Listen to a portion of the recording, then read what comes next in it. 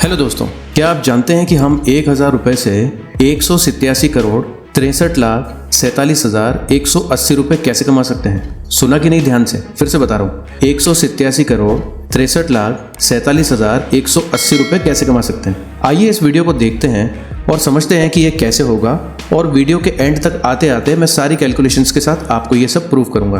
क्या आपको पता है कि जिम साइमंस ने वॉरेन बफे से 3 गुना ज्यादा रिटर्न कमाया, वो भी लगभग 30 सालों तक, फिर भी उनकी वेल्थ वॉरेन बफे से कम है। पीटर थिल ने वॉरेन बफेट से लगभग 5 गुना ज्यादा रिटर्न कमाया, वो भी 22 सालों तक, लेकिन फिर भी उसकी वेल्थ वॉरेन बफेट से कम क्यों है? इसका रीजन ये है कि वॉरेन बफेट ने बचपन में ही कंपाउंड इक्वेशन को समझ लिया था। उन्हें पता था कि वह कितने पैसे कमा सकते हैं। देखो समझते हैं। इसके पीछे मेजर 3 एलिमेंट्स हैं। प्रिंसिपल अमाउंट, यानी जो आप पैसा इन्वेस्ट कर रहे हो, रेट ऑफ इंटरेस्ट और टाइम।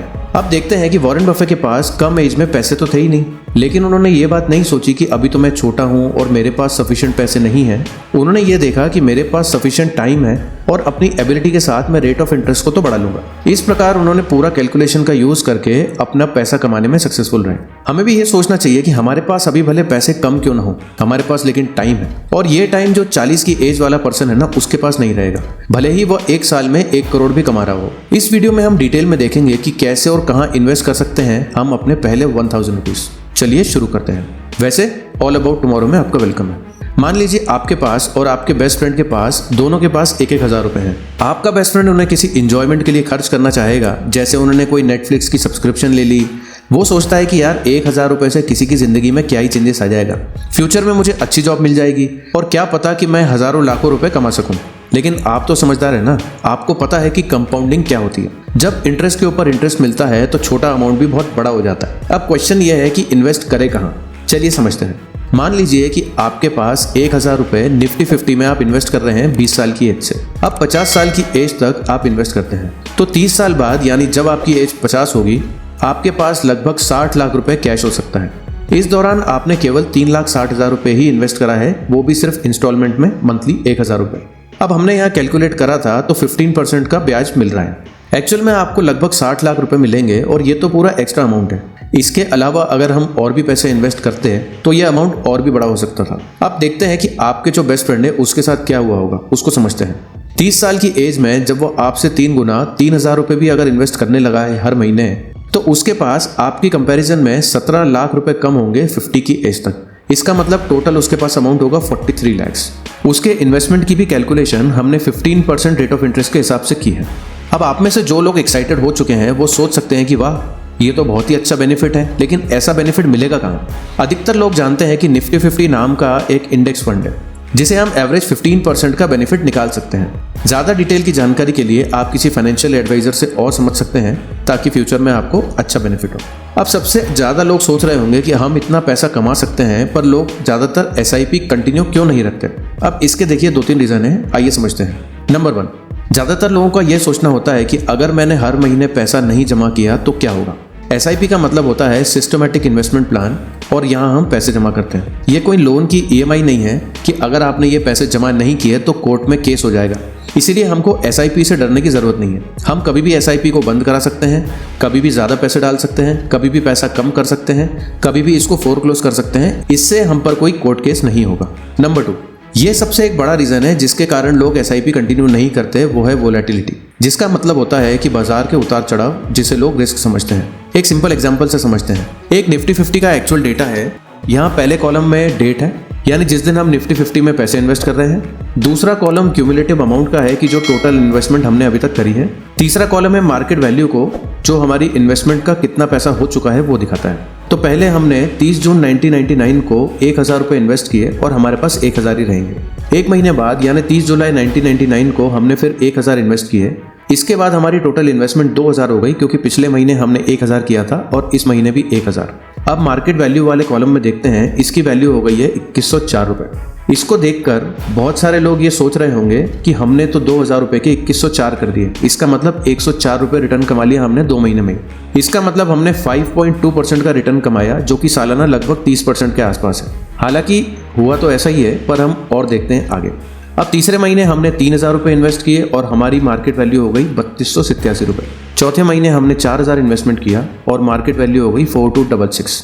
यहाँ तक तो सब अच्छा था, लेकिन 5वें महीने तक हमने टोटल इन्वेस्टमेंट किया 5,000 रुपये, जो कि बन गए 4834 रुपये।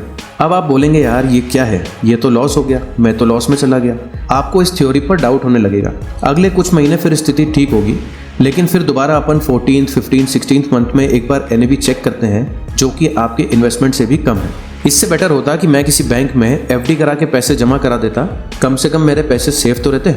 इसे ही वॉलेटिलिटी कहते हैं। अब आपको 2 साल से ज़्यादा टाइम हो गया है। आप 28th मंथ में देखो, इन्वेस्टमेंट करते समय 1,000 रुपये पर मंथ, लेकिन 28,000 रुपये की वैल्यू हो गई 20,267। पूरे 4 साल के बाद 48,000 की वैल्यू हो गई 42,838 रुपये। अब बहुत सारे लोग बोलेंगे कि यार ये क्या बेकार चीज़ है, ऐसे बाहर निकलो, बेकार के वीडियो देख लिया, कौन सा चैनल हमने सब्सक्राइब करके रखा है। जॉन बॉगल जिन्होंने ये थ्योरी दी थी वो भी एक बेवकूफ़ है। अपना पैसा निकालो, रिकवर करो और मार्केट से बाहर हो जाओ। लेकिन यार रुको, ये सब तो आपने जो देखा वो तो पेपर लॉस था। असली प्रॉफिट या लॉस तब होता है जब आप मार्केट से पैसे निकालते हैं। लेकिन जो SIP में कंटिन्यूसली जारी रखता है और आगे बढ़ता है, एक्चुअल बेनिफिट उसे ही होता है।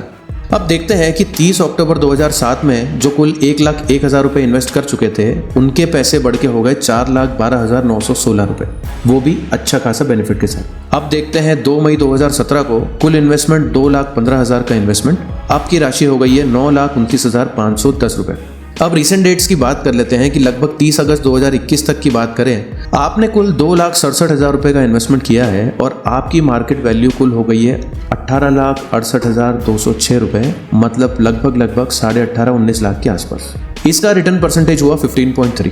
ये है वॉलेटिलिटी का रीज़न, जिसके कारण कुछ लोग इन्वेस्टमेंट नहीं करते।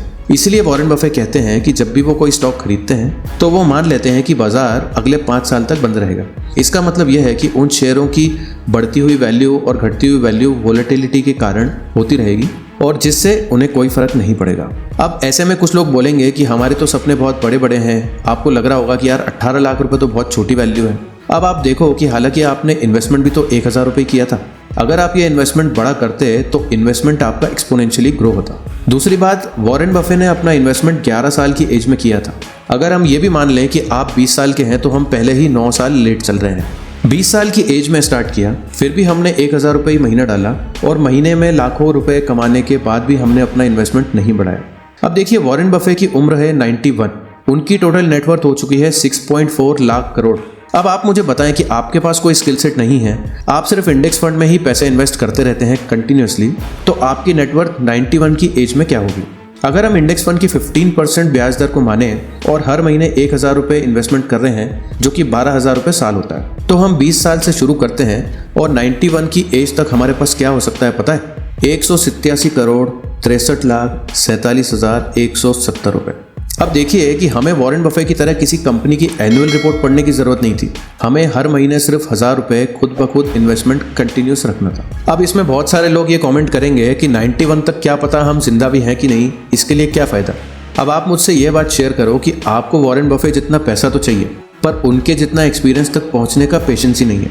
वैसे तो जिन लोगों को समझ में आ गया होगा कि इस वीडियो का मैसेज क्या है, उन्होंने समझदारी से कुछ ना कुछ अपनी प्लानिंग बना ली होगी और इस वीडियो के बाद कुछ ना कुछ इन्वेस्टमेंट का प्लान कर ही लेंगे। बाकी अगर किसी को कुछ डाउट है तो कमेंट में ज़रूर बताएं। तो दोस्तों, अगर आपके घर में कोई यंग पर्सन है तो ये वीडियो को उनके साथ ज़रूर शेयर करें ताकि वो अपने फ्यूचर की इन्वेस्टमेंट की समझ को डेवलप कर पाए।